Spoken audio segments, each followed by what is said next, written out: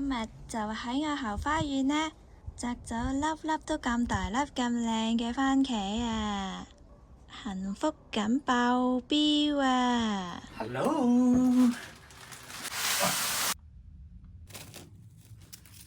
Good morning. 你整咩啊？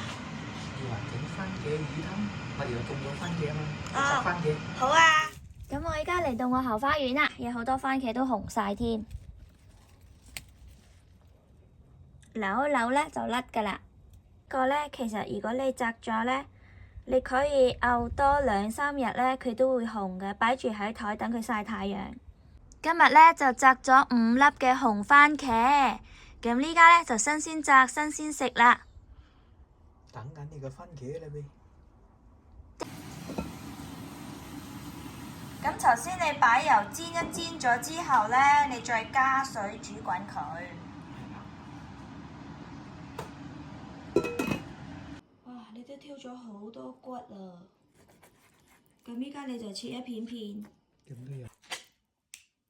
誒，點解我冇聞到腥味嘅？好香啊！未聞唔到。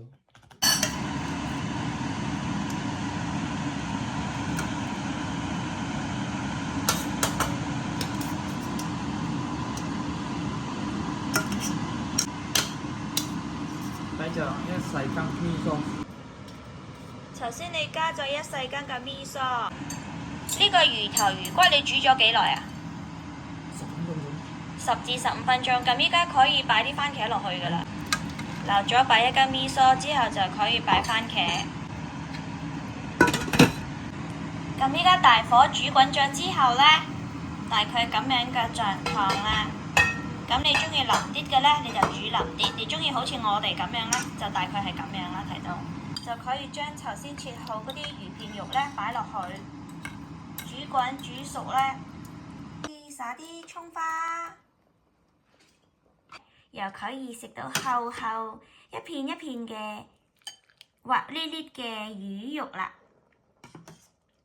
呢個呢，就係我哋1個星期呢，至少呢會煮2、3次嘅魚湯。咁有時我哋會擺番茄，有時就會唔擺嘅。咁難得我哋種到咁靚嘅番茄呢，所以呢，我哋就擺啦，非常好食㗎。如果你想有時我哋個魚湯呢紅啲呢，你就擺多啲番茄，有第二啲風味嘅。擺多番茄煮到佢爛晒呢，成個湯呢都會係紅色嘅。啊！又飲飲飲。